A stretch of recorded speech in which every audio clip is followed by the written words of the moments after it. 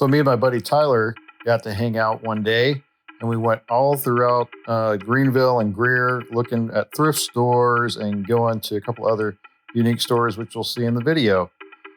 This is us going into the first little thrift store, and this place was super expensive. I saw some games over on this little rack, and you know what? I was excited, but then I realized all these games are like $8 a piece. None of them were really worth that I could tell, just off the top of my head. So I didn't pick up any of them. The back of the store had a ton of audio video equipment and a bunch of Blu-ray players and DVD players and old stereos, as you can see. We didn't pick up any of those just because, again, everything was really expensive at this thrift store. We were walking around and ran across one of these consoles that's like, it wasn't a bad price, $50, has an 8-track system in it, but it has 8-track radio and a record player all in one.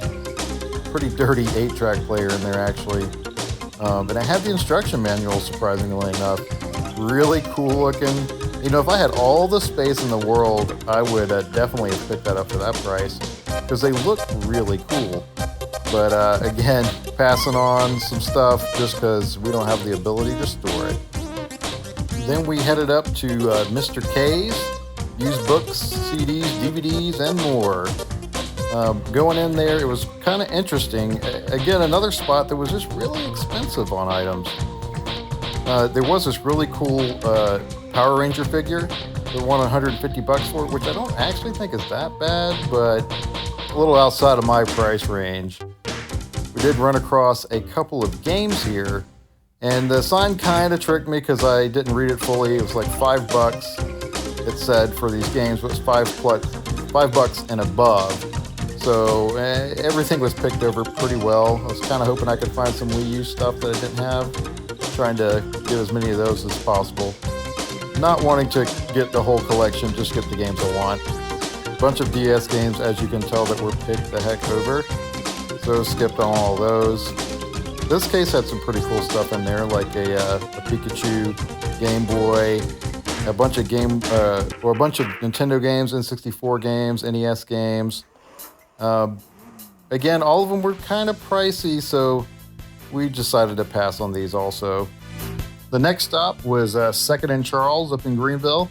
They had never been here before. They had a lot of cool stuff, like this Power Rangers Micro Machine. I thought that was pretty cool. Wasn't a bad price either. A bunch of games in the glass case, bunch of systems. They had a bunch of boxed, like PS2 games here that were really cool. Bunch of NES games like, Ninja Gaiden 2 there in the box. I thought it was cool just to see. Was, again, pretty pricey, so we had to pass on those guys too. I should probably just call this I Passed on Everything episode, but you'll see later. They did have No Mercy. I got a guy looking for that.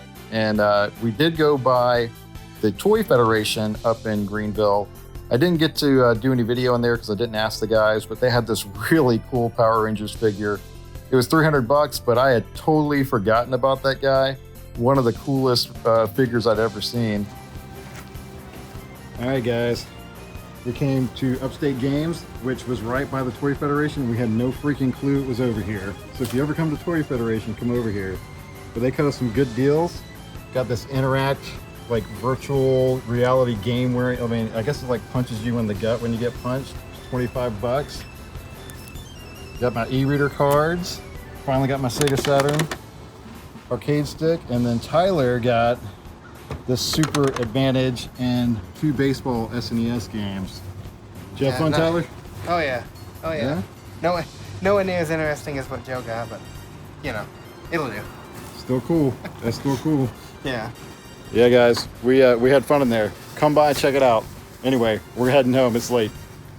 So the first thing I'm going to show you today is this Teenage Mutant Ninja Turtles 3 Shredder's Last Stand Konami handheld, like tiger-looking game. Really cool art on it.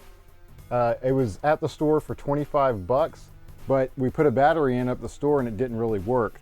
But got it home, had some fresh batteries, and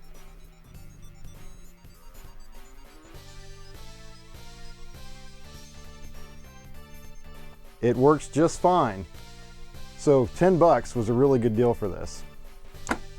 We also got the Black Ranger. I had this one when I was a kid for $10 that has the kick action, and it has his gun. So really cool, you know, the hands or the fingers move a little bit. So I was excited to get this. I remember having almost all of the different colored Power Rangers in this type of figure set. So that was good. And then I picked up the White Ranger. Got him for a good deal. I believe he was, I think he was $20. So that was good. And then I got a California Raisins guy. He was 50 cents. Then I got this for my kiddos, which I thought was really neat. I think they're gonna really love this because they're into Legos and especially Star Wars, so they're really gonna like this. I took a bunch of stuff with me to the Toy Federation to sell. So I had some kits. So there was a Star Trek Enterprise, there was a couple of Aliens 3 and Aliens movie kits, a Millennium Falcon puzzle, and just a whole bunch of stuff. And you know, I didn't get what I was hoping I could because I paid more than this for these items. I paid about 100 bucks for these items over different times, finding them in thrift stores and stuff. And so they gave me $50 in store credit for it, which paid for the items I just showed you. But I kind of wanted to get 100, but at the same time, it was good to get all that off the shelves. Now I have like a whole shelf worth of space taken care of now. So and now I can put up all this other stuff I bought. Anyway, I hit up a couple other thrift stores, and I'm just going to show you what I got in mass at these different thrift stores. Nothing special here, a little Garmin. I'm going to try to sell this thing. Got it for $2. It sells for like 20. Turns on. Hopefully I can get some money out of that. Also, these things I bought to sell some Leapster Games. These were $1.75 a piece. And I bought them from like the most expensive store I've ever been in. All the games were like $8 a piece. All the like little old monitors they had were really expensive. Everything was really expensive except for these. And I brought them up to the front to pay for them. And the lady seemed upset that I was getting a good deal on these. So I don't know what was going on there. Probably not going to go back, but these sell for about 10 bucks a piece, roughly. So that'll get me a little bit of profit, not much, but just a little bit to pay for my addiction.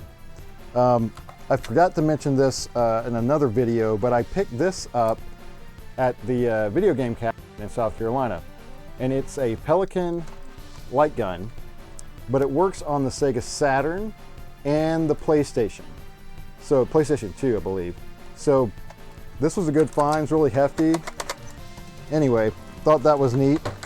Then I went to, I can't remember the name, oh here, it was Mr. K's used bookstore, which was interesting. You know, we went in there and they had a lot of cool stuff, but everything was pretty pricey. And everything's gone up in price recently, but everything in there was really pricey. And there was, let's just say there was interesting characters in there. Me and my buddy Tyler were both a little comfortable being in there, but I did escape with this, strategy guide for Enter the Matrix, the official strategy guide. I thought that was really cool. I don't know why I keep buying these strategy guides, because you know what I do with them? I look at them once or twice and then I put them on the shelf. And I look at them again occasionally, but for $3, I thought this was a good deal. So the other thing I picked up is GameStop is still doing their 50% off sale, so they had this Halo t-shirt. So I had to pick that up. Looked really cool, and I think it was like $1 or $2. So really good deal on that. So then the next place that we went, or last place that we went, was Upstate Games. So they had a couple of really cool items in there. They did have a Sega Saturn in the box, which you guys know I've been looking for, but they wanted $350 for, which, you know, it's kind of up there. So I might have to end up finding it, you know, on eBay or something and just buying it that way. I would really like to have a story behind it by going out and finding it somewhere, but I mean, I can't fork out that type of money right now. I need to sell a bunch of stuff beforehand. But it was cool that they had it, and they had a bunch of other things in there. And I can't remember the name of it. My buddy Tyler's gonna kill me. But it was a like portable DVD player that had a Game Boy, it was like built-in Game Boy. So you could put in Game Boy Advance. So you could put in Game Boy Advance games into like this DVD player. It was weird. I don't even remember the name of it. Tyler, if you're watching this, put it in my comments so everybody knows. But it was the craziest thing. I'd never seen one before, and he picked it out. He saw it on the shelf. It was like $675 for the item, which we didn't pick that up. Would have been cool, but we don't have that type of cash. But I kept looking at stuff, behind the counter. And there was a couple items back there that I was like, hey, how much is this thing? So one of them was a box full of old gaming magazines. They hadn't priced them yet, and they had some really big bangers in there. I only ended up getting one of them, but they did have like a sealed Metroid for the GameCube, like the trilogy collection. Strategy guide sealed, and I think they ended up pricing it for like $80. So I was like, oh man, that would have been cool, but I'm not spending $80 on a magazine, basically.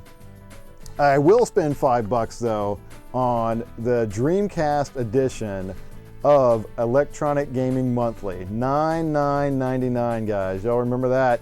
The Dreamcast came out. And I just like the cover. I didn't really even thumb through this one until now. Look at this, $99.99. I didn't realize that. Did that come out on the same day? You guys let me know. I didn't know Final Fantasy VIII came out on the same date.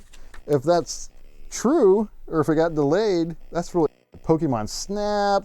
I mean, this is just, oh man, Hydro Thunder, one of the best racing games ever. This is really cool. Maybe I should have a magazine madness episode, because I just had a manual madness episode, and just go through and talk about some of these things, because oh man, they got an EB World. No way, dude. I was wanting, this is awesome. I didn't know this was in here. Oh, I'm so excited. Sorry guys, they have an electronic boutique ad in this magazine. Look at this. I was asking for one of these in the store. I was like, hey, do you guys have an electronic boutique magazine? Just an ad. They're like, no, but dude, this in here, the whole freaking ad. Look at this, dude. I'm so excited. GoldenEye was $39.99 on the N64. Dreamcast controller was $29.99. I mean, golly, look at that. That's so stinking cool. There's another page of it. Look, there's knockoff Golden 64 Interact controllers was $14.99. I mean, I just gotta show you that too. Look at that. That's the crappiest N64 controller. Good joysticks though, honestly. And then all the wrestling games and stuff. Oh, I gotta send a picture of this to my other buddy Tyler, who works up at the thrift store. He would think that's really cool. Anyway, dude, I'm excited about that. I didn't even know that was in there. This was $5. I'm really excited about this. Oh man. I'm sorry guys. WWF Attitude, the game, a huge double page ad for it. That's just awesome. What was this? This was number 122, September of 1999, guys. Before Y2K. Oh, it has a whole everything about the Dreamcast. This is just, sorry guys, I'm geeking out on video, looking through this thing. Oh, they got a mini disc player in here. This is definitely screaming 1999. That's awesome. Oh my goodness, Final Fantasy VIII figures. God, man, look at that. That's so amazing to me. I don't know, man. I'm glad I picked this magazine up. This is really cool. And then an ad on the back for the Dreamcast. That's really cool. Anyway, sorry, got lost in that, guys. So pick that up from Upstate Games, and I have an e-reader for the Game Boy Advance, and I don't have any cards for it. And they had a ton of the cards up there. I think at least 5 or 6 different games worth of cards. And I only got one just because I want to be able to use it and show it off. So they had Donkey Kong Jr., all the cards. It was $5 for this. Let me get a little bit closer to the camera so you can see it. Really neat. I'm gonna flip it around here so you can see the back of it. What do you guys think? You just like slide these jokers through and it reads, I believe, yeah, it reads the little strip at the top and the bottom, up here and down here, and loads it in to the e-reader and you can play it. And I read somewhere now that you can get all of that stuff digitally somehow, but I kind of like doing it the old school way. So those two things. Then they did have a Sega Saturn arcade stick in the box, and I think they wanted like 60 bucks for it. And I didn't want to pull the trigger on that. I probably should have, but I didn't. So they did have one out of the box. This was $25. They said it was tested. I haven't, tried it just yet, but I'm excited to try this. With like Panzer Dragoon, Virtual Fighter, I mean, just Virtual On. This is gonna be really cool. I wish I had the Virtual On double sticks. That would be really cool. Anyway, that was neat to pick up. It feels pretty solid. And then the last big thing I got was this Interact or virtual reality gameware, like friggin' backpack thing or something. And I don't, like, here's a picture of a kid wearing it on the back. Let's see if you guys can see that. See that kid wearing it, like playing the game? And apparently it's just a humongous, like, rumble pack that you can, it says feel, punches, jabs, crashes, kicks, uppercuts, slam ducks, explosions, body blows, and more. Works with Sega Genesis and Super Nintendo, connectors included. Adjust to fit all sizes. Yeah, but for 25 bucks, the guy had it behind the counter, and he hadn't opened it, but he had 25 bucks on it, so we opened it. So I'm gonna open it up, and he saw that this was like new. It's like a little connector for the backpack deal, but we put it out, and this thing's like shiny new. So I'm gonna try this thing out at some point. Here it is. I'm gonna pull it out a little bit more. I don't know how this is supposed to work, but pretty heavy. And I'm wondering, am I actually gonna feel like I'm getting punched? It looks like it's just like a speaker in there or something. And there's like paperwork and all this stuff. I won't get into it or else I'll be here forever. Me and paperwork, guys. I like all the old school paperwork. And the plug, we didn't even open up this one at the store. I don't even know how oh, here we go. Let's open this thing up together. Like, look at this. This thing's like new. Man. Has all the anyway, this thing's heavy. Anyway, that's stuff, man. I'm excited about trying that thing out. And so that's pretty much everything, except I forgot one of the big finds. To me, it was a big find. Maybe not to you guys, but to me, it was like one of the bigger finds of the day. And I got to move some stuff out of the way because it's kind of heavy. Anyway, some people have been trying to find BVMs or PVMs to play their games on, their retro games. And a lot of people, to find something that's not costing more than, $500 to $1,000, using old computer monitors, old CRT computer monitors.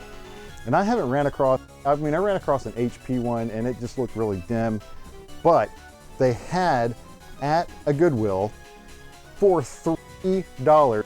I tested at Goodwill and it worked. Is this black Dell CRT monitor that works for $3.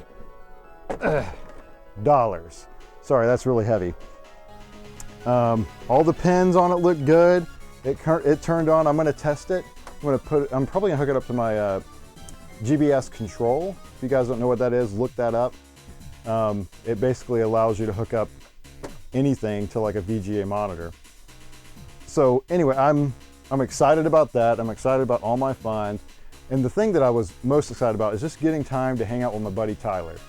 all this stuff, you know, it's cool stuff, but what it really is a key to a fun, you know, friendship with people and a community of people that you can just hang out with and talk about toys and, you know, video games. And some people might come around and say, oh, look at you guys, you know, you're in your late 30s, your 40s, stuff like that, and you're still playing games, grow up, be a man. I've heard stuff like that, but you know what? I enjoy it, and it makes me happy. I'm not out smoking, I'm not out drinking, you know, and getting drunk or anything like that. I'm not saying those things are bad, but I don't partake in that. I partake in playing video games, hanging out with my buddies, and remembering our childhood. What do you guys think about all the stuff I found today? Do you think it was cool? Do you think it was boring? Let me know if this is too long, too much me talking, or if I could change up things a little bit. But I'm just enjoying sharing this stuff to the camera and to the people who do watch. I'm very appreciative. If you can like it, you know, that does, I know everybody says this, but it does really help out. You can comment, and if you do subscribe, you know, tell your friends and stuff. That it'll really help out. I don't really want to make this into a thing where I make a bunch of money. I just want to share the fun that I come across, because there's so much stuff today that just brings you down, you know, and makes you sad and upset and separates us. But having fun and remembering your past, I think, is healing. So anyway, guys, thank you for watching Game Central Station, and I'll check you on the next one.